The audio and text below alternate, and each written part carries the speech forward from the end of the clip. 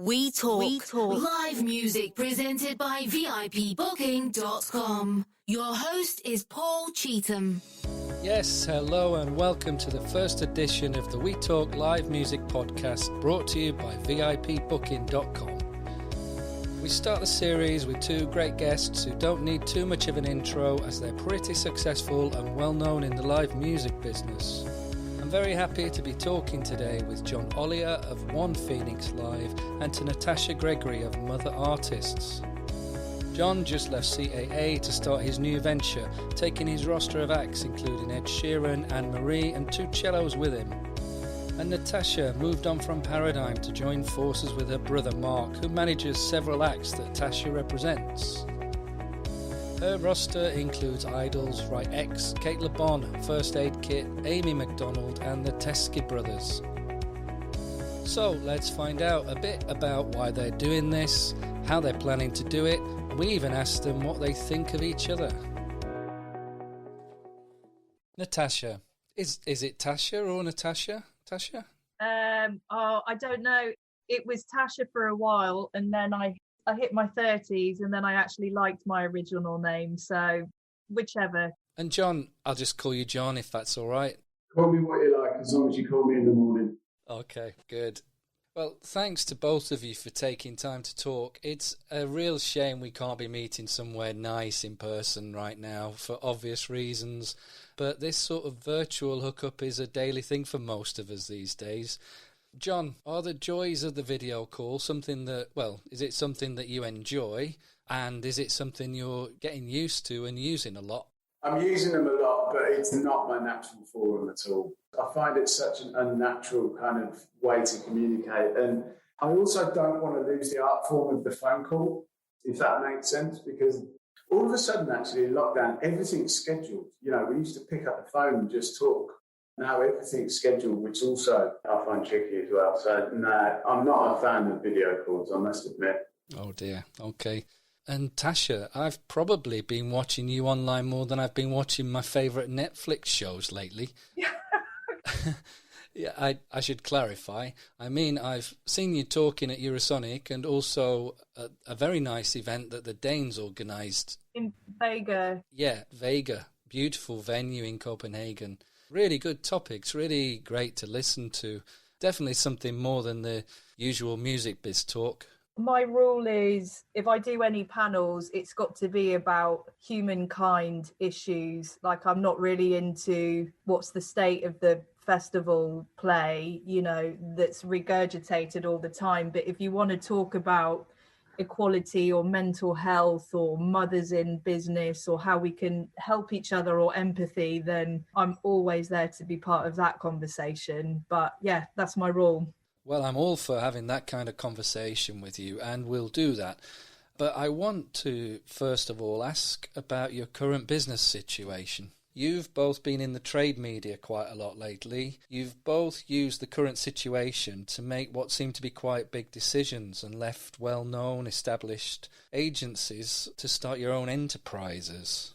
Now, during a pandemic, it might seem to be counterintuitive to take on a risk like this, but on the other hand, it could be said that this enforced pause the industry and all of us are experiencing means that actually there's no better time than now to be having a rethink and making this major change.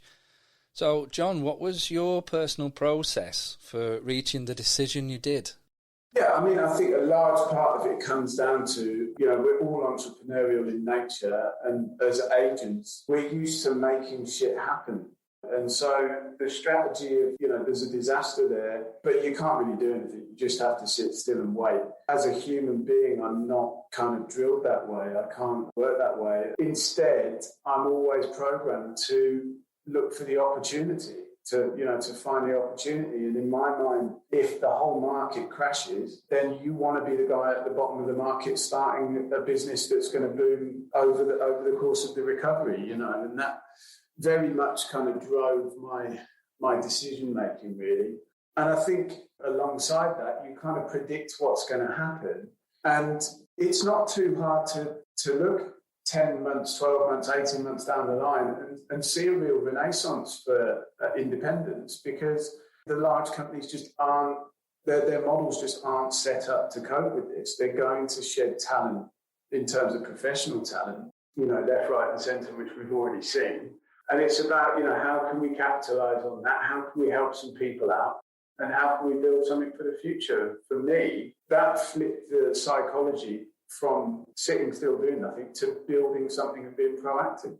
Right, so the feeling of everything stagnating, not even treading water anymore, just nothing happening, that was an unhealthy mindset for you. Yeah. So you've now made something happen to create forward movement for yourself, and starting your own company gives you this sense of progress that you need. Absolutely. I would agree with John because, I'm half German. I'm all about organisation and strategy. And, you've got the pandemic and you've got the stress of the larger companies, and it's a terrible time for everyone. So what better way to mentally take control of the situation? And I've been mentally much better by just being independent, doing what we do best, which is focusing on your roster, doing a good job, setting up a company, and not having to worry about everything else that's happening around us. And that, I think, probably for both of us has allowed us to be great agents throughout what's happening now. So, yeah, for me, it was everything was out of control. It doesn't sit well with me. And it was just taking control of what is a really crappy situation, which maybe I wouldn't have been able to do if there wasn't this pause. And I often think about, how were these agencies that are now multi-companies, how did they start out? What did those agents do? And you can't build without taking some risk, but it's calculated risk. We're not willy-nilly just jumping into something. It's about a careful thought process. For me, I've loved, getting my sleep. I think everybody's fitter than they've ever been, not drinking as much, and you've just got to make decisions with a clear head, which is something that I've never been able to do before. Your situation is slightly different to John's, I think.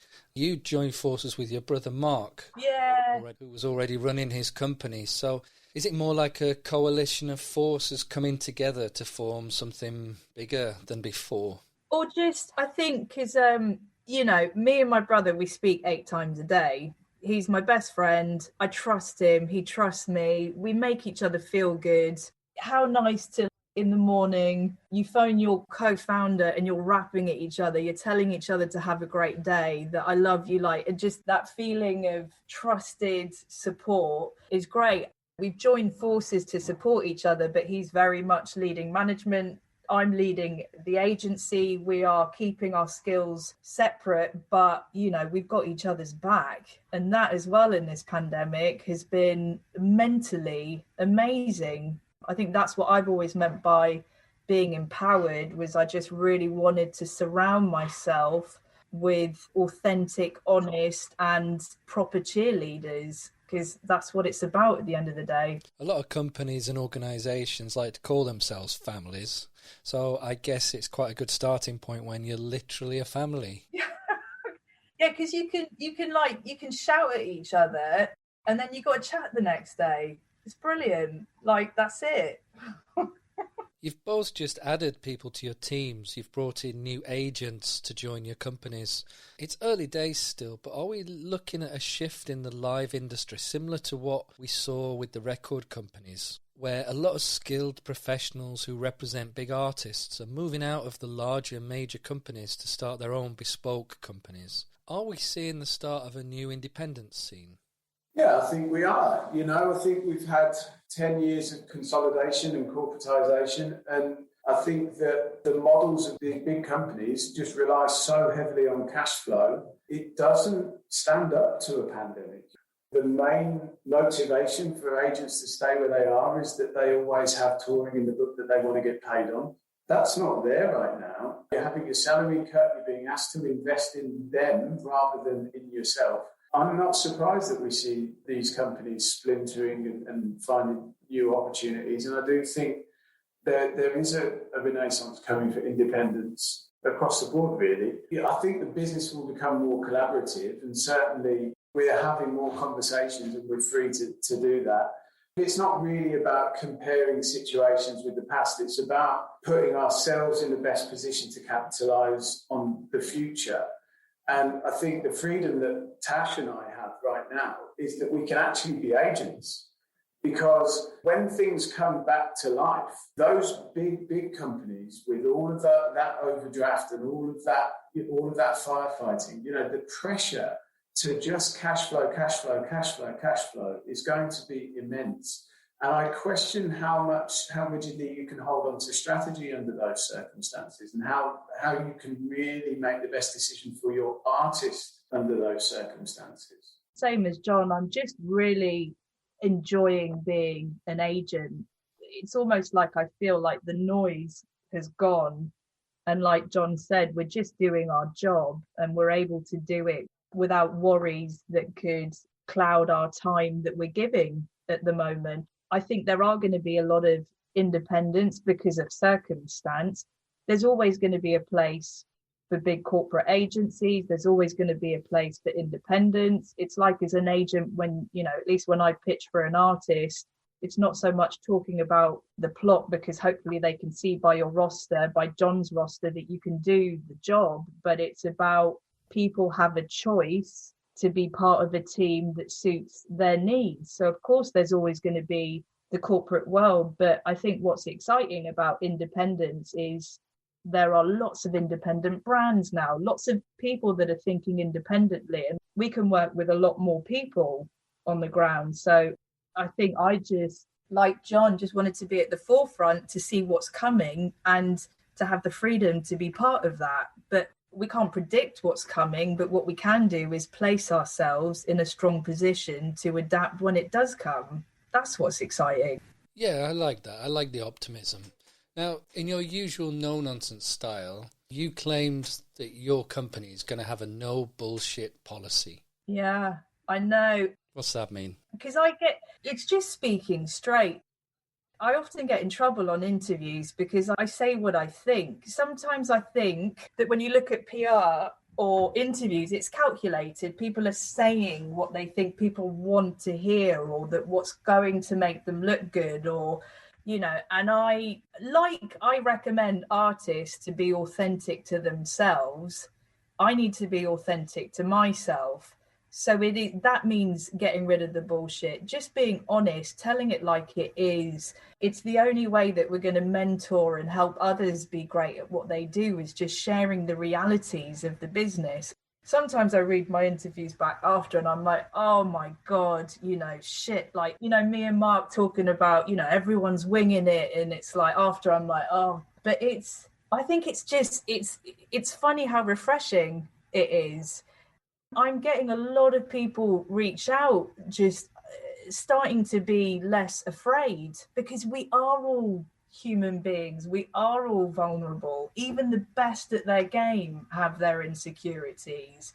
And I also think people now with social media and the artists that do well, it's just get rid of that facade that's there, because it's not helping anyone. Yeah, it is refreshing. Yeah, I think so too. And I think a lot more people want to hear this kind of talk. They'd love to talk like that themselves a bit more often, perhaps. Yeah, I mean, I've definitely got rid of, I'll never work with this 10% of the industry that are just reading it going, but that's all right. Like John says, to the point you choose. You can have a choice of who you work with and who you want to build. And there are great people out there, like you say, that want to hear it.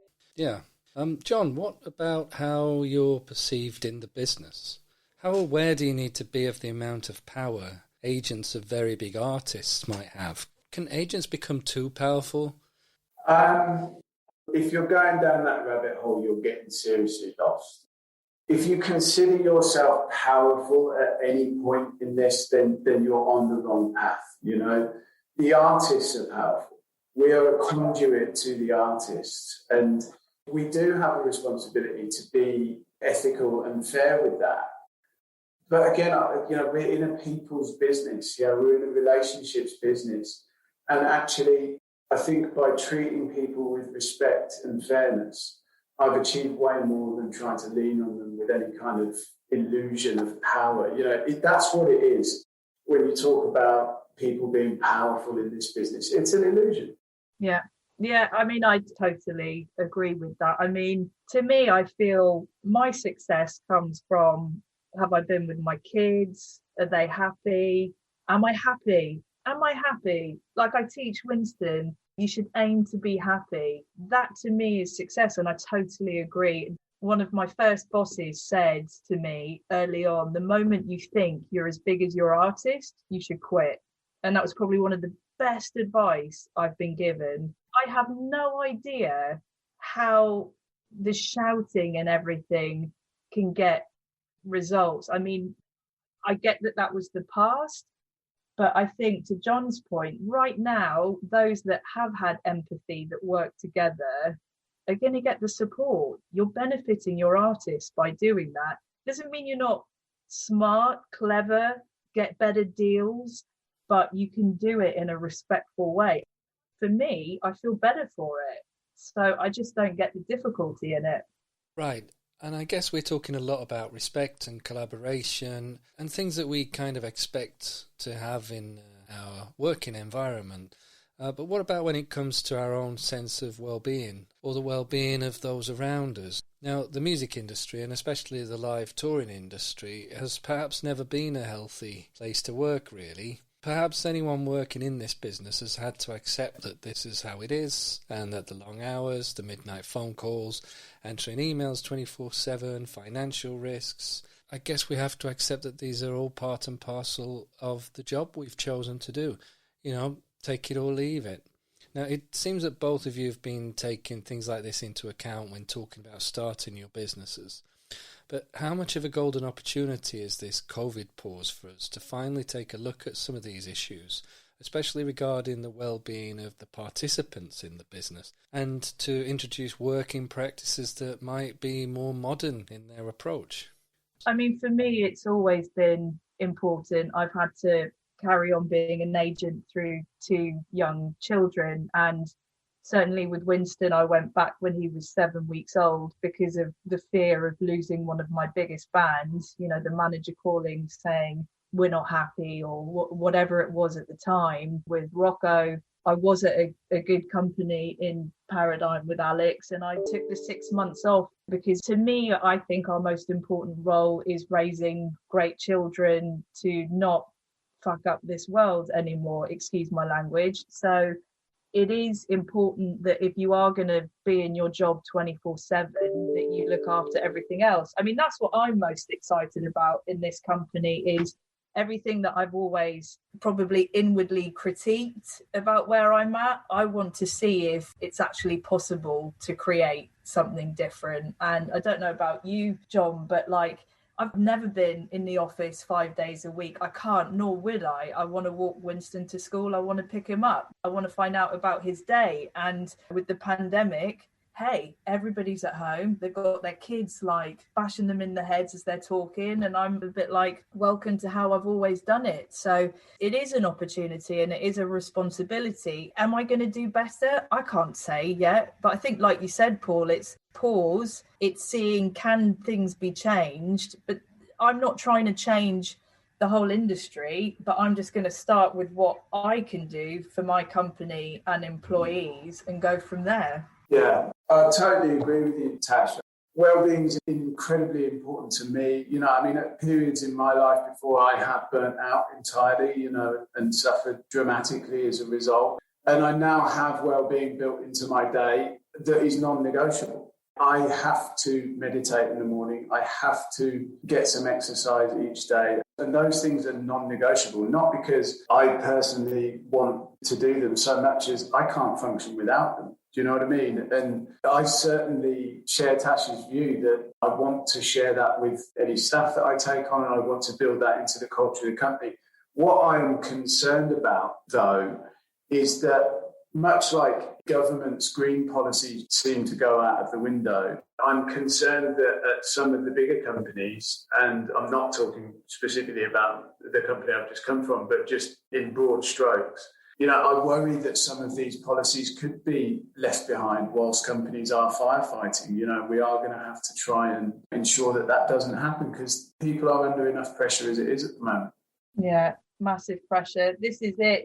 I used to handle unnecessary conversations of stress from people. And now I'm like, fucking hell, man, we are in a pandemic. We're trying to feed our kids, pay our mortgage, as is every promoter, as is every venue. People are trying to survive right now. And if empathy is super important, I'm sure all of that's going to go out the window when we're back. It's going to be brutal, competitive, but, you know, come on. If you can't have empathy now. Yeah, that's right. And one of the things we've seen during lockdown has been some of the bigger players from the promoter and agency world actually coming together to try to support each other through a difficult time. But when this is over and touring restarts and we're all back on track, how long can we expect this togetherness before everyone's at each other's throats again?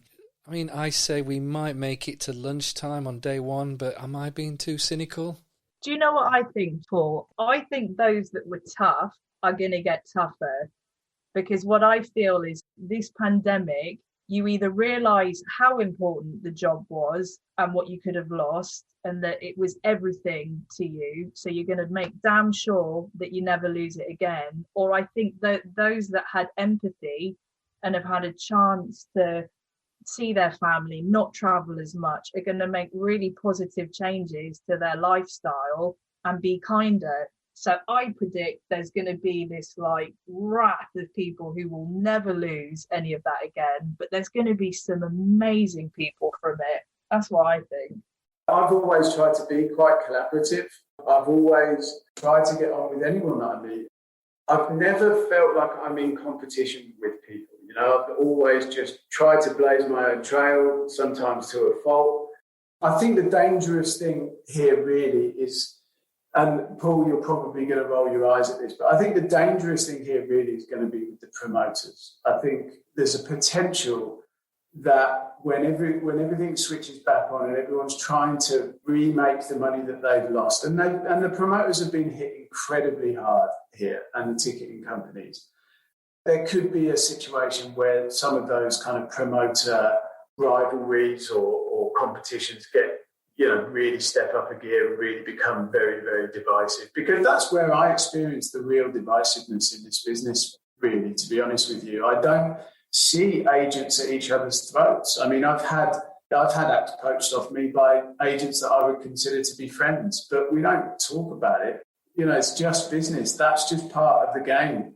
But I think some of the tactics that go on or the potential for some of the tactics that could go on when everyone's trying to recover their losses, if people are not willing to act responsibly and be patient, I think there's real room there for there to be some problems, unfortunately. I'm like you, John.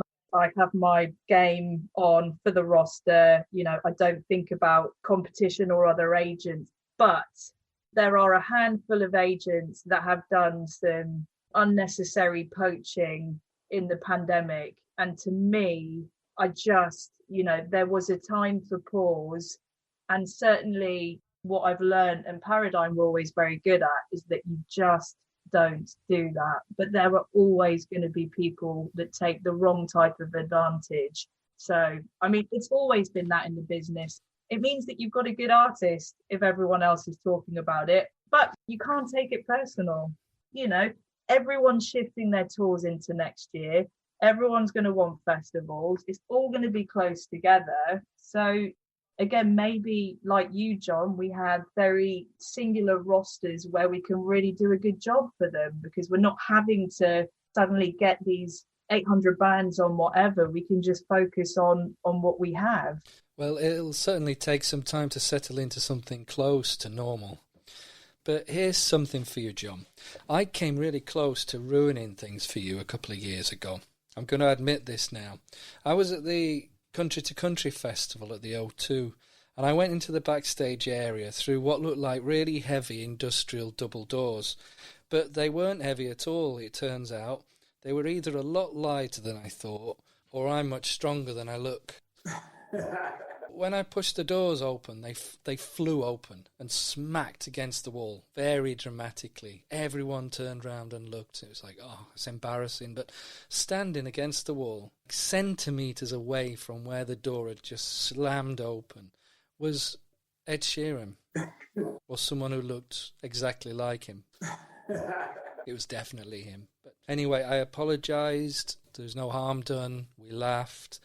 But as I walked away, I thought, wow, that was close. I could have ended his career. Yeah. Man, that's a story that would have gone around the world. Idiot smashes Ed Sheeran's face in. Yeah, by accident. We Talk. Live music presented by VIPBooking.com. Your host is Paul Cheetham. If I said to you, Tasha, that it's disruptive to bring your kids to the office. I disagree. And it's unprofessional to bring your kids to meetings. I'm glad people can't see your face here. And it shows why women can't be considered for leadership roles as much as men. Holy shit. What would you say? What I would usually say, I can't say here because this is going to be put out public, but if we're going to change the norm of women having high-powered roles in this industry, then all of that has to become irrelevant. When I had Winston in the office 2 days a week from 7 weeks old, and I just said to myself, if the company lose money, if the figures go down, I will look at it. It didn't. In fact, people said that when they took 10 minutes out of their day to come and hang out with Winston, I was really lucky. Winston was such an easy kid. He didn't cry for the first 6 months. It made them feel better. And again, my most important role is to mother my child. The first 5 years of a kid's life is so important to their build. I took them to all the festivals and I had comments about, why are you bringing your kids at festivals backstage? I don't know if you ever had this, John, but maybe, being the mum. And I just said, well, why haven't you got your kids? It's the weekend, for fuck's sake. You haven't seen them all week. Who's parenting your children? And if I can teach Winston and Rocco that you can have a passionate job that you love, but take responsibility, then there's no better lesson that I'm going to give. And I am unapologetically so. I took Winston to meetings. I would breastfeed in meetings. Oh my God. But it's fine. Everybody's fine. And actually I think on the whole, it was a pleasurable experience for people to have and to see that it doesn't have to be kept separate. I mean, like John said, we're working all hours in this job. It isn't a 9 to 5 and you can switch off and come back. You have to be there for your kids as well. So I used to do panels with my kids there and I would never say anything, but like all the young women after would be like, oh my God, it's possible. So it's not easy. Lots of tears, absolutely exhausted, late nights, but I wouldn't have done it any other way. But we have to break that opinion to get a more diverse top board of people, because then what you do is you drive people to have to make an unnecessary choice. And the choice shouldn't be either don't be there and parent your kid or come and run a company.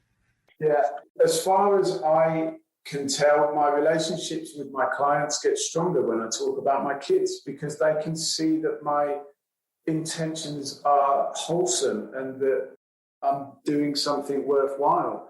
I've never had a client say anything even remotely negative at the mention of my kids or my kids crashing a Zoom call or whatever the case may be, In fact, the opposite. I think it brings people together. I think it does foster that empathy that you were talking about, Natasha.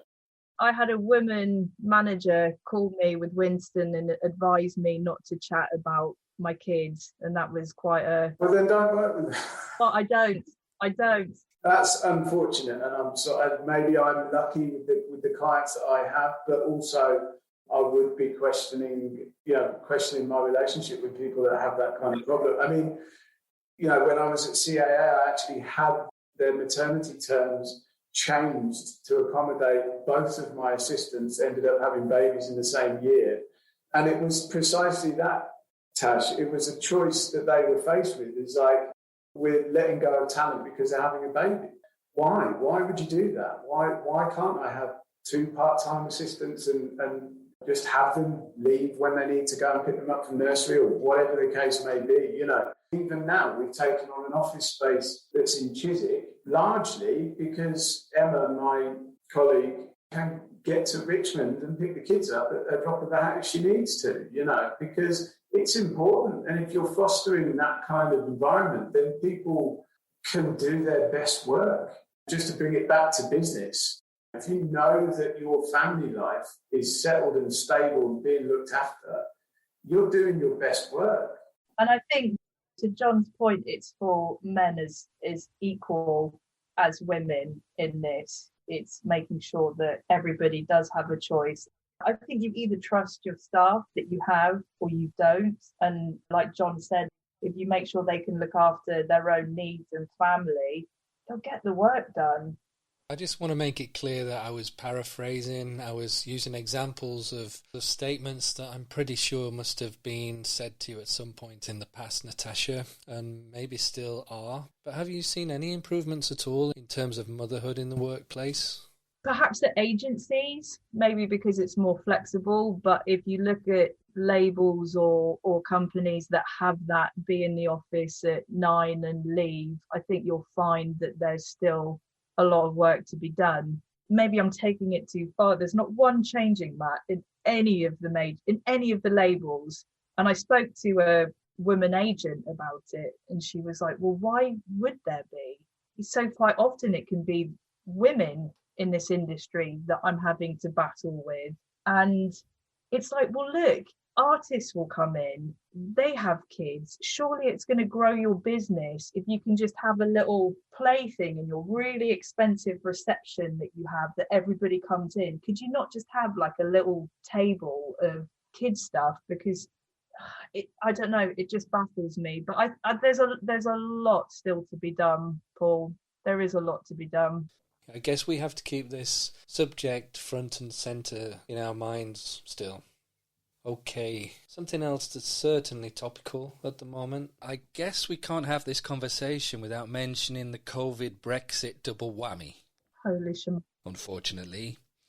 Actually, we're in a better position now regarding Brexit, in that we now know what it is.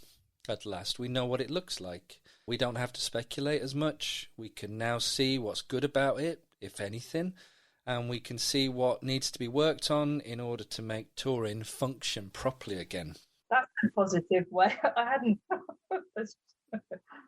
Yeah. In some way, it feels like a relief that we can now all focus on finding practical solutions rather than guesswork and fantasy. So I guess that is looking for the positive, yeah.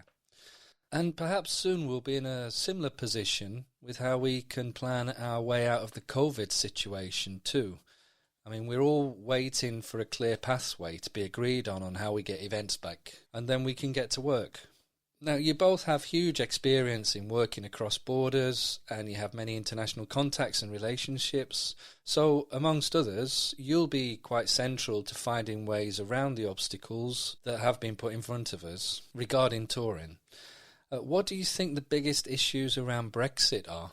I mean, I think the biggest obstacles are people's unawareness. We've been so used to just being able to travel across borders. I mean, I had a manager want to fly in for a photo shoot with his artist, and not until the last minute realised that he needed a carnet for the clothes that they were taking over for the photo shoot. Right, so it's what's going to trip us up is just the stuff that we don't think about, that we take as second nature. We do have the benefit of the experience of touring the rest of the world, where you do have to get visas, you do have to get carnets, but generally you're earning much bigger amounts of money by the time you get to those places. I think at the moment it's people just not realising quite what they've got to do to carry out the tasks that are just second nature. Yeah, agreed. That's where perhaps this pause is a positive, because you've got the time. As you say, it's all been laid out. It's not of benefit to UK businesses or artists at the moment. So I guess it's our job to explain, like John said, making people aware or putting them in touch with the skilled people and teams that are aware of what the costs are and working a way around it. And we have the space and time to do that. But right now there are a lot of obstacles and added expenses. So of course, yet again, it affects the smaller bands who are touring, who might have to think twice, that don't get the support to do a tour yet.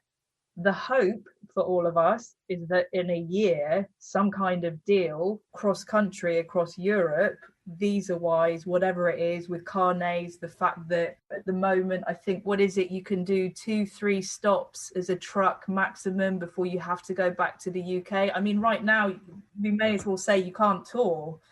But, you know, like you said, Paul, knowledge is key. Everybody knows what it is. And hopefully the right people in the industry and lobbyists are going to fight for some sort of agreement. It's crazy. What a crazy time. Yeah, it is. The big losers, as it stands, as far as I can see, are the new British artists. Yeah.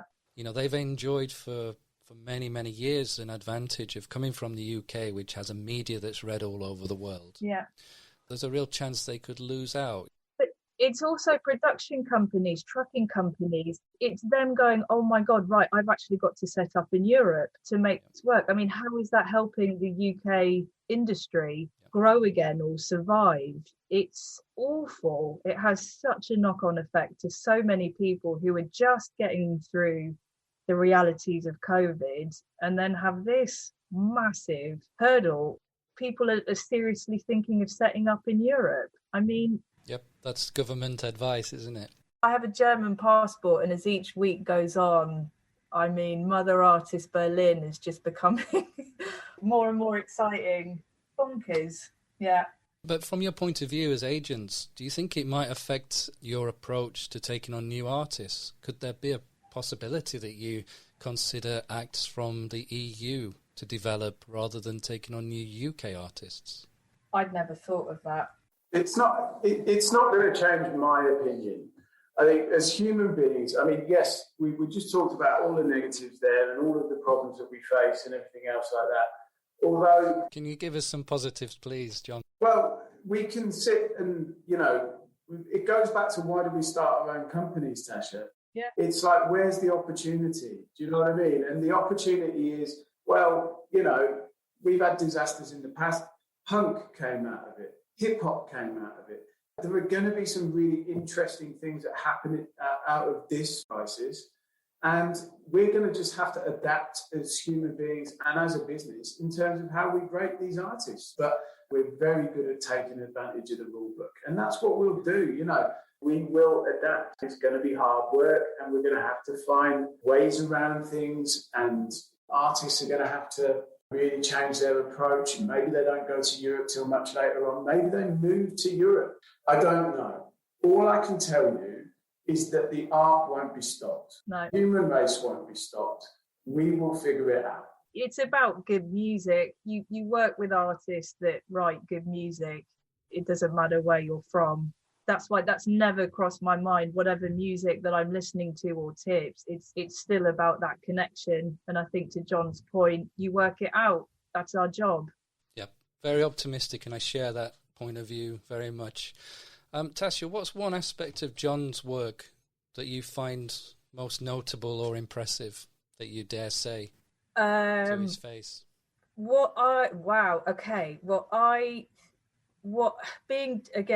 Being that I love the organizational side and human side of things, I think, John, how you go about your business with one, if not the biggest artists, and stay true to yourself is what I'm most impressed by, and continues to give me hope that you don't have to change who you are with the success of a great artist you believe in. You've always got back to me straight away on emails. I know this is a silly thing to say, but in this business where there's so much going on, that stands for something. You're always very respectful back to me. You ask how I am. For me, it's those little nuances in what is someone's very successful career just gives me hope in the future, continued future of this industry. So yeah, that's what I'm impressed by. Thanks, Tash. It's true, though. It's true.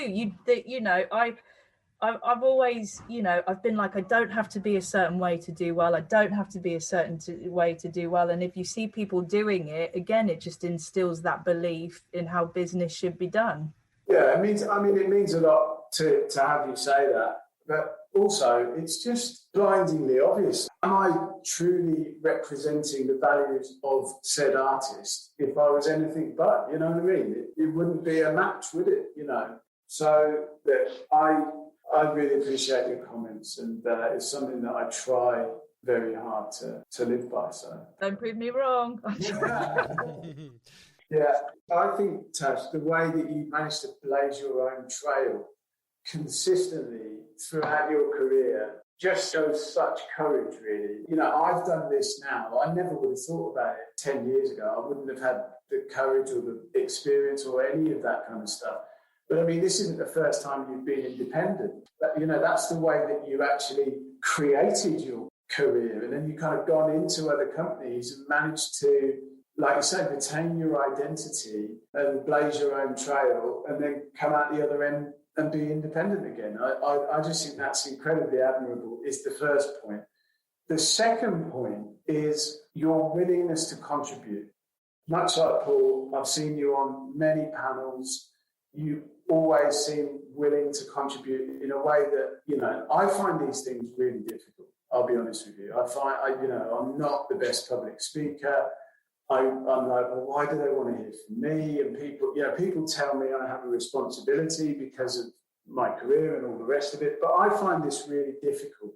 And maybe that's a selfish thing, but you have this just willingness to share and to contribute. And I just find that admirable as well. Oh, gosh. That's tough, isn't it? Yeah. You know what, though? It's really nice to hear, because I think it can be scary, right? And it's putting yourself out there. But I always think about what is your legacy, what is important. And I would much rather be known to have helped others be the best in themselves than anything else. So yes, it's always been scary, but I feel that if I didn't have people that did that to me, then I wouldn't have been able to start. And I get great pleasure from it, as scary as it is. Because let's face it, quite often the world that we're in, when women speak their minds or come out, there is a lot of criticism met. But, I think I have to do it. I have to put myself out there, no matter how vulnerable I feel, because then I think that gives me strength and others strength ultimately. So yeah, more than anything, that means a lot, because it's not always easy, but it's the right thing to do. I kick myself that it's always about the right thing to do. And sometimes I wish I was just like, oh, but I can't. And you're right. I was at 13 Artists for 3 years as an agent. And then I started an agency with 3 years experience. I mean, nuts, absolutely nuts. But yeah, thank you, John. That really means a lot. Oh God, right. Lovely, very nice. Well, we're coming to the end of this conversation quite rapidly. It's gone very quickly, for me at least. Before we wrap it up, is there any event or festival or particularly special place that you're really looking forward to going to once we can get back out there? I'm going to say my son's 3rd birthday with all my family there. So that was, he's 3 in March. And it was the last time we were actually able to see all of our family together was his birthday this time last year. In fact, the last trip I went on was with your brother, Tash. Yes, Vegas. This time last year, we were in Vegas together for the boxing. That was the last time I got on a plane. Yeah. Then we came back a couple of weeks later. It was my son's 3rd birthday. And we were all kind of looking around the table at each other thinking, like, we're not going to see you for a while. And so, to be honest with you, Paul, with my ever stronger faith in humanity that we will get back to festivals, that doesn't really matter to me. When we can get back, I will go to those events. What I really want is to see my son have a proper 3rd birthday, and that's it. Yes. I know it's Winston's 6th birthday tomorrow. So, yeah, I mean, the phone's off and I'm going all in, pass the parcel between 3 of us, all of that. Same as John. I mean, for me, I think because I've missed festivals the most, I used it as a family trip with my kids. And then one of my really good friends, Lizzie, we would just go wherever. And for Winston, he's really upset about not doing the festivals. And I say to him, I'm like, what's the first thing you're going to do when we get back to a festival? And he's like, I am going to scream. I'm just going to scream. So it doesn't matter what festival, but like John, it's just the trip, getting on a plane. Which room are you going to be in at a hotel? Just seeing it through my kids' eyes. And then, probably, seeing like Idols or First Aid Kit, just having a good cry. I cannot wait. Well, hopefully it won't be too much longer that we have to wait. I want to thank you both for taking time to join me today. I wish you both the very best of luck with your endeavours. You don't really need luck, but good luck to you anyway. And thanks a lot. Thanks for inviting me, and all the best. Thanks, Paul. Thanks to John and thanks to Natasha for giving us their time today. I hope you enjoyed listening. If you have feedback, comments, questions or ideas for the podcast, write to us at wetalk@vipbooking.com. That's it for now. It's been a pleasure to bring you this new podcast, so thank you for listening. Until next time, stay well. We Talk. Live music presented by VIPbooking.com.